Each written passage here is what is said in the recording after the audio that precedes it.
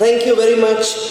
With this we come to the end of our inaugural session as such, and we will now move on to the business sessions. But before I move on to the business session, a few housekeeping things.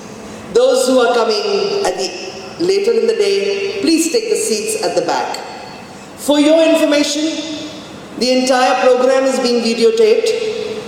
I hope it is all right with the presenters that we use, and we will need your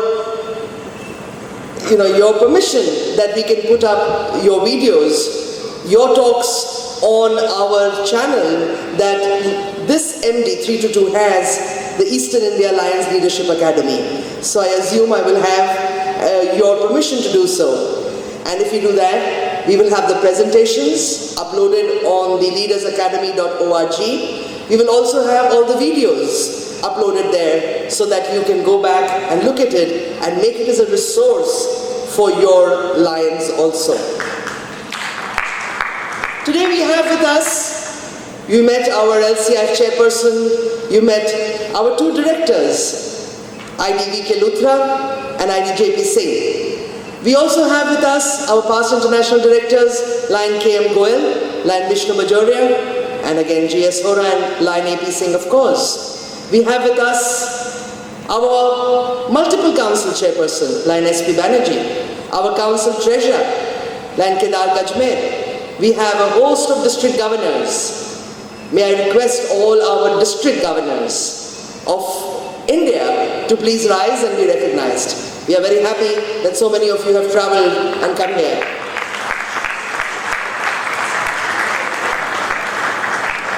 The other DG team members, the vice governors, you are our future leaders.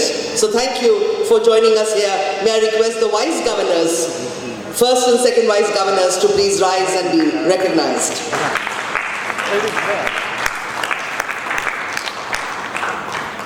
Of course, we are going to be hearing our technical advisors, those who help us and support us, but we also have with us Zenobia Kaikobar from the ISAMI Secretariat, and she is our financial advisor for the Lions Clubs International Foundation. We also have our incoming leaders in the next few years who are endorsed candidates for international director, and we are really happy that they thought it fit to be present at this very important conclave. Lion R. Sampath and Lion Vamsidhar Babu. We have those moments. Vamsidhar Babu and Lion Sampath. So with this, I would also like to inform you that at the back, we have the stalls of the various service providers who can help you in your hospitals, and they are there. Please take time during the lunch breaks and the tea breaks and go and visit those stalls. Probably you will get good deals. You'll also learn more about various equipment and various things that they have to offer to you. With this, let's move on to the first business session as such for this Site First Conclave. You have heard our LCI chairperson talked about Dr. Silvio Marrioti. He is our face on WHO, and he is probably the lion on WHO and the WHO on the Lions board. He has helped us, supported us. He has been with us for many conclaves. He's been with us supporting our hospitals. He knows what Site First programs is all about. He knows what India is all about. And to set the tone and to tell us where do we go, where have we come, over to Dr. Silvio Marrioti, all the way from Italy.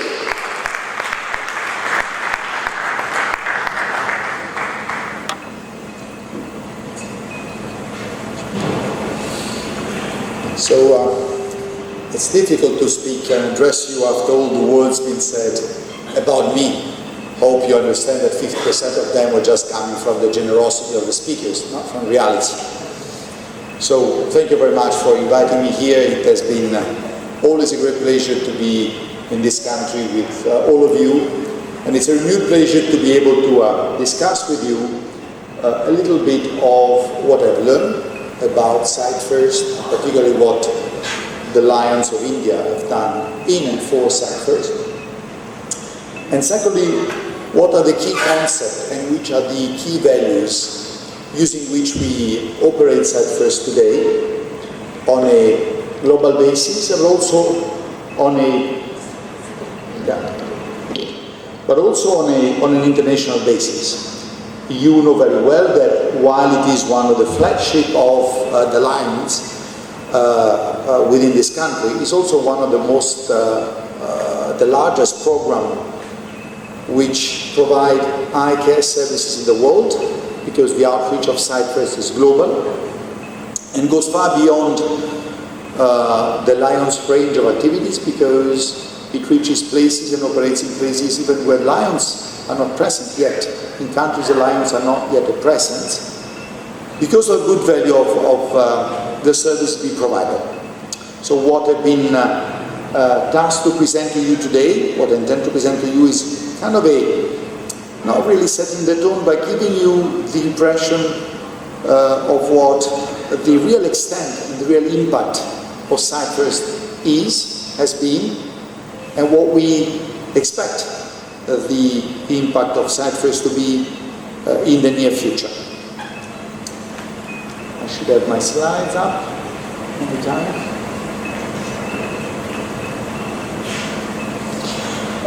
Meanwhile, let me tell you that it has been said before by PAC what are the origin of Cyprus. International president said it very clearly, we are coming from a far way. Lions started Cyprus being requested to be the Knights for the Blind. But in reality, Cyprus has evolved a lot. And we moved from being the Knights for the Blind, who at the time that Helen Keller gave to the Lions, challenged the Lions with this task. Eye care has evolved quite a lot. And how Cyprus adapted to the changing world, to the fast-changing world of eye care and ophthalmology. And I think that the title which has been offered to me has been really an inspiring one. So this is a quick overview of Cyprus. Next, please. So this is just what you all know. I'm today preaching to the converted. So I will be quick in some of the basic data and aspect of Cyprus, but I think that whenever you discuss Cyprus, whenever you present Cyprus, we need to be very clear about the contribution that Cyprus has made in the world.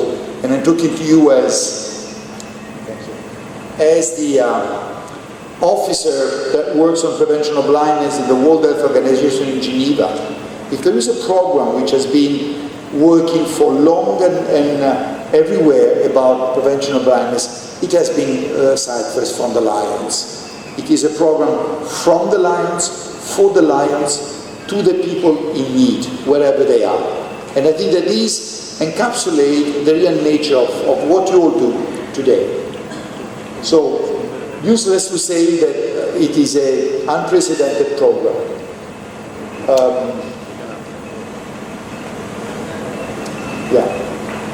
So, what is the ultimate aim of Cyprus? So the ultimate aim of the program, is that while it started to be a program supporting the blind in the quest for make a life which was made of dignity, of opportunities, of social interaction and productivity, it has evolved a lot in the decades since its inception. So today, Cyprus is a program that supports eye healthcare service delivery systems. And I think that APC said it before, these can accommodate whatever you wish to do for the people in need, using the most appropriate technology, without limiting yourself to what is a more comfort zone that we all indulge sometime and entertain. We like to do some things more than others, yet there are people in need in front of us that we reach out to, or that reach out to us. And those are the basis for our thinking and our remit.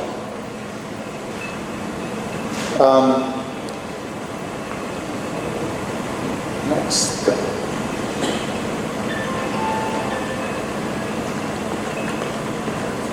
There is not working. Okay. These are the global data of SiteFirst. Again, we have to be very clear whenever we discuss SiteFirst, what are we discussing? We are discussing a program that has approved a total of 1,329 grants for an equivalent amount of $355 and more million. I think there is no other support, there is no other group of people, there is no other association who has been able to dedicate so much in terms of efforts and in terms of resources to preventing blindness across the world. And again, it's a global program. 9.1 million cataract surgeries done, 13,000 treatment for the retinopathies, 9,000 children receive low vision training just under the remit of SiteFirst. It was alluded before to the effort we made for onchocerciasis elimination, river blindness, or trachoma. 274 million doses of Mectizan, which is the drug used for onchocerciasis, and in excess of 800,000 trichiasis surgeries being performed. This is what SiteFirst has been supporting so far and is still supporting. 125 million children have received care in terms of diagnosis, treatment, low vision rehabilitation with the LCIF WHO program across the world. Below, I've been requesting the foundation to give me the specific data for South Asia. 469 grants approved for the excess of $60 million. It's a massive program. It's a huge program. You could be happy just with getting yourself the laurels for the past, and yet you're working today, you're working for the future, which to me is a very rewarding way of looking at your efforts. We did, and we are still doing, a quick analysis of the impact of SiteFirst in the world. We have far exceeded the 1 billion people being receiving benefit from SiteFirst across the world. And you know, for WHO, the data, we are very careful with the data, and we are always very conservative. But today, and the work is not finished, SiteFirst have benefited in excess of 1 billion people in the world. We are 7 billion on this earth. And I think there is something that nobody else can claim so clearly with data and not with estimates. So what SiteFirst grants are about? You all know there are policy papers, there are areas of care, which are just some basic settings. And I think that what the challenge has been launched to us before in looking at the future, not limiting ourselves to the grant. These are the main areas that the grants have been supporting so far and are supporting at the moment. You all know it very well, but I think it's very necessary before looking at the future to be very clear about today.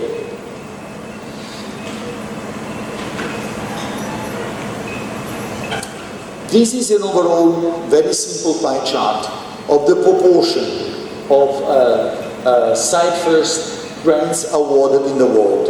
Just to understand what is the absolute prerogative of this part of the world in terms of work being done under SiteFirst. And this is the same chart with the equivalent amount of dollar values. So it's clear we're discussing today what is the heart of SiteFirst. There is no other part of the world which sees so much activity and dedication to prevention and restoration of sight as we see in this country. This is a snapshot of where we come from. We come from the early intervention that after caring for the blind with the canes, with the vision rehabilitation for the blind, with the dogs, which is another activity where in the world the Lions are leading the field. We started with the elimination of cataract, the camps, the campaigns, the cataract-free zones. You're all aware of this. Then at the same time, we're fighting onchocerciasis and trachoma, which were the eliminable cause of blindness, the co-preventable cause of blindness, which has been largely achieved. Onchocerciasis has not been the cause of new blindness since the last 15 years. It's today still being fought, but it is an infectious disease. It's no more a blinding disease. Trachoma is no more a priority for intervention across the world. Few countries still are facing this problem, but in very limited areas, and the Lions are supporting the most necessary activity, which is the early surgery for trichitis.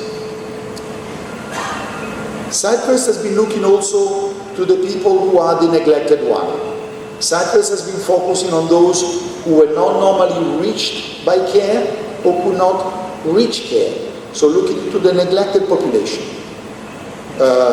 President Naresh before mentioned the children. Well, you all know children are among the neglected populations. They're not the one that come first in the line of services. First, because they have no power, they have little or no say.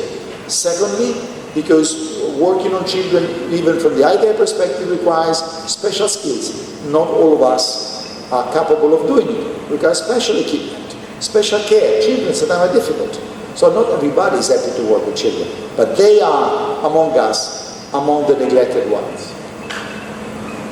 So this is a quick snapshot why we came to where we are today. We started with emergency care, infections and cataract. We evolved into priority chronic diseases, and today we are into the comprehensive eye care.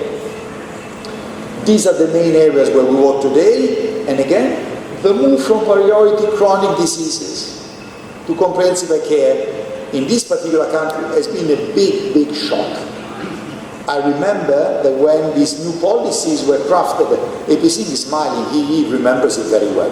When the policy of comprehensive eye care, which was already the preferred and recommended way to provide care, was accepted within Cyprus, we attended one of the meetings of the conclave of Cyprus here in India, and the colleague who was coming from the foundation to share the news was introduced by Ashok as the ambassador of doom, because he was spreading the news of a new approach, changing the comfort zone for an unexplored land, and some of the leaders at the time thought, oh, geez, that's the end of Cyprus. They're going to close everything and all will finish. Indeed, it wasn't. And Cyprus today has been moving into the right direction with the difficulties that we all are challenged with in undertaking when we want to change something. Change in nature and by physics require energy. If we don't have energy to change, we'll quickly be surpassed and be working in the past, which we cannot afford, not for ourselves, but for the people we serve. So how we continue, how we move forward in the evolving world we have today.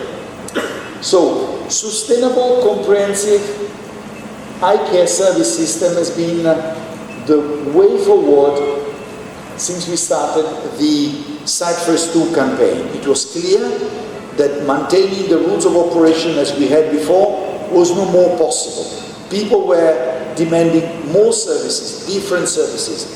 The science of ophthalmology was changing. We could not adopt or continue to have double standard. There is one standard in the world, and all, rich or poor, shall receive services for the same standard. So comprehensive eye care is the way that services need to be provided today.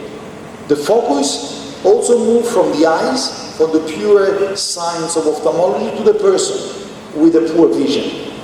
And that was a time where vision rehabilitation was included within comprehensive eye care. President Naresh mentioned before the smart canes.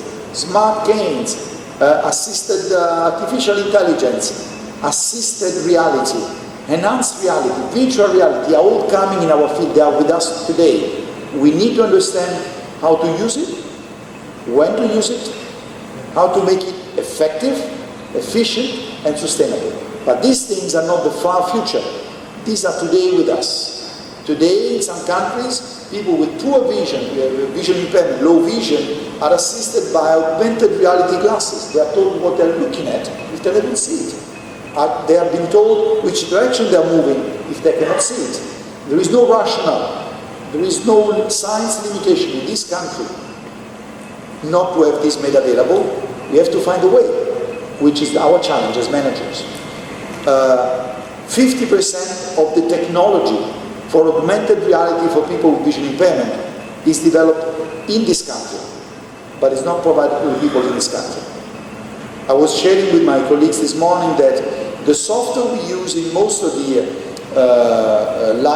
big Lions hospital for electronic patient record system was developed in IIT in this country, from a student, PhD student, for free.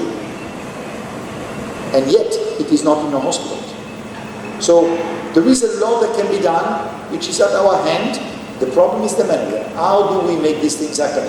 And this is the challenge we have today. Science doesn't limit us. Our management capacity is the challenge we have, because scientists will not give us management skills. Science gives us the tool, the product. How we make it to the people in need, that's our task and our role. So, and again, I see, as I said, I'm teaching to the converted. I know that you know these things well, but there are some things which are important to me. That is, for example, the criteria we use today, and I'm going to be discussing a lot of this today, for the acceptability of the site first grant, which means how we consider such a project to be good. Demonstrated needs. We need to address people in need. Of course, there is business behind. We need to maintain the facility working, but we need to care for the people in need. This is what we use in the campaign statement. We need to be consistent and honest toward the people who give us resources. The second one is the sustainability of care. If we embark in providing care to a population, an area, we need to ensure that these people will find us whenever they will come towards. We cannot afford to have any more projects which are just running because there is some money available and then, sorry madam, we don't have money anymore, we're finished. We need to be sustainable. Accessibility for each person with their own contribution capacity. It was very popular, I remember many decades ago, to say free cataract, free campaigns, free eye checks. You all know nothing is free on this world. Someone pays, here or there, the person or someone else from far. What we always pay, nothing is free. So maybe free for the patient, but cost to someone else. It is today the common understanding that people can contribute. We were discussing yesterday, what can a very poor person contribute to, for example, a cataract camp, a cataract campaign, maybe can bring another blind person to us. And that would be, for me, from a poor person, a demonstration of two things. First, the person has trust in what we offer. You wouldn't bring a friend in a place where you're not trusting that good service is being provided. Secondly, you believe that what is done is good, and you're contributing to our effort. Everybody can contribute to something. So, even those who cannot pay can do something else. We always do this. Then the other one is high quality standards. It has been said before, we cannot afford to provide any care. We need to provide high quality care. This is not only a moral imperative, even those who cannot contribute too much need to receive the best care. But this is available by science. So in all conditions, a good practicing ophthalmologist, optometrist, nurse can provide the best care to the patient that come forward, rich or poor, far or near. And there is no possibility for us to consider that site first is associated with poor quality. The branding discussion that APC said before is something we've been discussing a lot. How do we protect the name of the investment? Decades and decades of Site First and the Lions made. Site First is your brand product. Site First brings and carries away the name of the Lions. If it is associated anywhere with poor quality, with bad behaviors, questionable practices, we are basically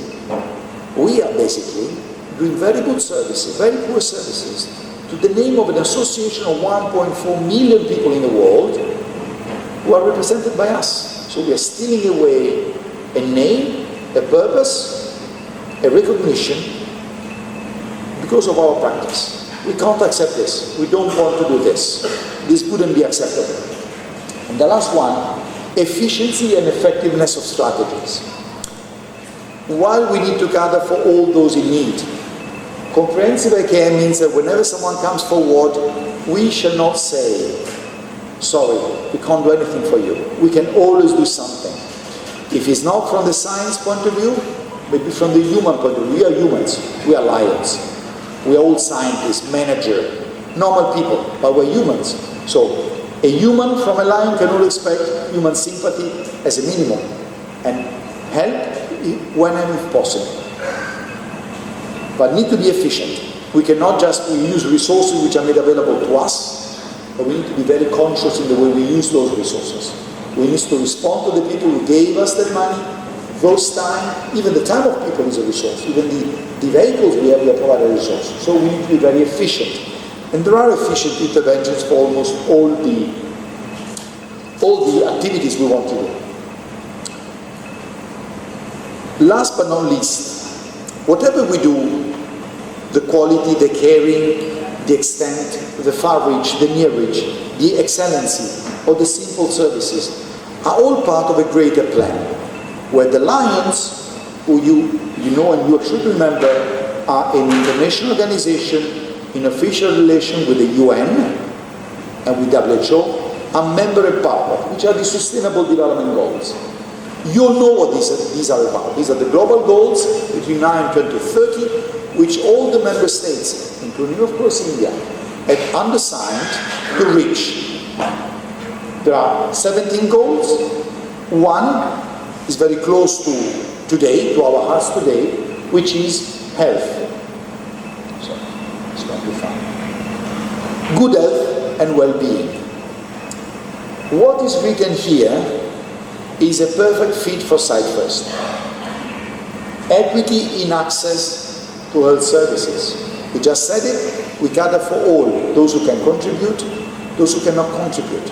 Equity means that everybody gets the right access in the right way to care, where they need it. The quality of health services. As I said before, we cannot afford to provide any quality. We provide high quality standards, as it is possible in the place where we do it. If we cannot provide quality standards, dear friends, don't do it. Don't do it. People are protected against financial risk. We said it before, everybody can contribute. Those who can contribute need to contribute. And not because we force them to contribute, because they perceive the quality of what they receive. And they want to be part of offering that quality to those who cannot contribute. But no one, this is a matter of efficiency, need to be forced into poverty because of their health conditions. How do we root all this into Site First? This is how we do it. We do it with the Site First policies. Site First policies are the ones that try to ensure that people receive the care they need, as far as possible where they need it, that is of high quality care, and these advance in a way or another to the ultimate good in health, which is the well-being of people. Even people with diseases which cannot be cured can enjoy well-being. So care is a step into the well-being of humanity. And this is what is ultimate aim for the Sustainable Development Goal is, and what we should remember whenever we deliver Site First. This is a little bit of the machine that is Site First. You will be discussing it later on. I think these are the basics to be remembered. The staff in Oak Brook, now it was the site program department, now has evolved into global health initiatives, which also embarks in diabetes care, which, as said, is one very interesting near proxy for eye care. The technical advisor, you have the luxury of having so many good technical advisors. Not all part of the world have so many, so it's a really great resource for you. The SAC Secretariat, which sits in WHO and in Oak Brook at time. It's a large green board, basically it's myself. And the advisory committee is where the leaders and the technical international advisors get together, review the grant application, discuss them, and approve them. So this is the bodies which will be not scrutinizing your grants, but helping you making the grants valuable to the point that when they compete in the Site First Advisory Committee with many other grants around the world, they can demonstrate their good value and receive investment from LCIF. These are I'm fighting with my template. These are the steps you all know very well of making a project all the way to the presentation to the SAC. And believe me, there is no intention from any of us, technical advisor, SAC secretariat, GHI staff, to make it difficult. But we need to help you in making a project which can compete properly and honestly with other projects. Unfortunately, resources available aren't enough to support all good grants. There are more grants requests than resources made available. So it's really a competition in our group. When your leaders attend with us, they can tell you it's very stiff, it's very tough, because we're all discussing needs. There is no question that all these projects presented in the SEC are good projects. We satisfy all the criteria. Many clubs have been working and used to be working a long time on them, and yet only some of them can be supported. So need to be very good. Now, is Cyprus fit for the future? Should we be thinking about something else rather than Cyprus? Looking at the criteria of what Cyprus does: advanced, high-quality, comprehensive global eye care program. Cyprus is fit for the future. President Arash said it before: 285 million people visually impaired in the world, 40 million blind, and a report from my organization will share with you later on next year. There is an excess of 1.5 billion people in the world estimated to have eye diseases. So even before they get, mainly before they get vision loss, they should be attained, they should be cured. And even more than this, there are 3 billion people who are highly exposed to an eye damage, to the development of an eye disease, or even to the risk of losing sight. So needs are there, are not smaller than before. We're starting to learn them better, because we're finally able to use facility data, which before we couldn't use. Now we have data from hospitals, seeking the care of people. What do people come for? People are coming to your hospitals are not all blind. They're not all come with a cane or with a dog. They have diseases, and they want to be cured. They have pain, they want to be cured. They don't see well, they want to be cured. So far we were not able to get this data, but now we're getting it. See, that Singita is worried. I think I'm long in my time. Have to be quick. So, protecting, restoring, improving vision and provide life skills with vision rehabilitation contributes to the progress of humanity, not only to sight. I think this is an imperative we should remember. Before it's been said, we should be looking into how the hospitals can be the Amazon of care, or vision care of care. I believe it's a brilliant quote, and I think I'm going to steal it from you, APCM. I hope you didn't steal it from someone else, double stealing. Because this is really what the future needs to be in our efforts. We started with cataracts and onchocerciasis and trachoma. We are now into the retinopathy, glaucoma, advanced care, vision rehabilitation, but there is more. If people will identify Cyprus again and again as the place and the way where you get something, you get help, maybe we can provide help. Maybe we can indicate where help can be received. I think we were really making the request and the call of Ellen Keller true. We were called to be nice for the blind, which you can translate, be the ambassador for those who are desperately in need of care and don't know where to get it. I think that this is probably the way forward in a service spirit. I have to tell you though, that while we are all converted to the same church, in the world and among the lions, sight first need to be sold again. You know that the foundation, the association actually, ran a survey some time back, looking what were the missions where the lions, the association, wanted to engage.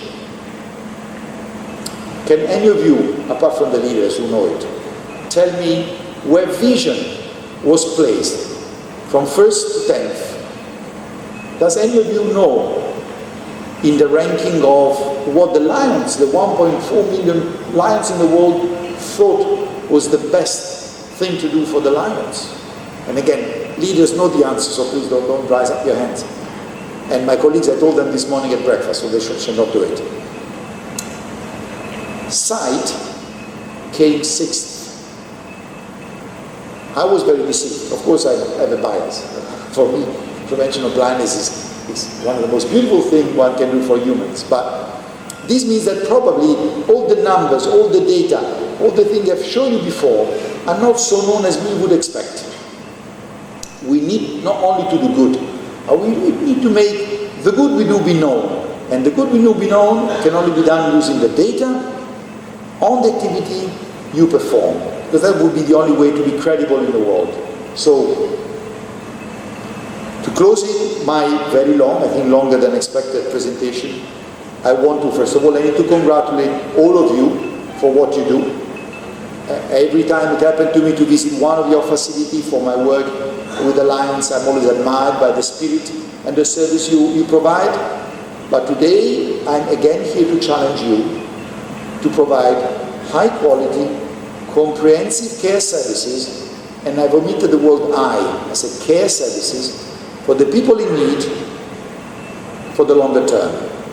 We are here to assist you as we can, but we are in no position to do what you can do every day for the people in need of the world, and particularly of your country.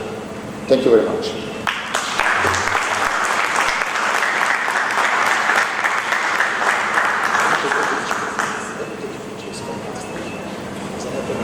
May I request Past Council Chairperson Lana Ashok Kumar to please come forward and present a memento to our speaker, Dr. Marrioti. Ashok.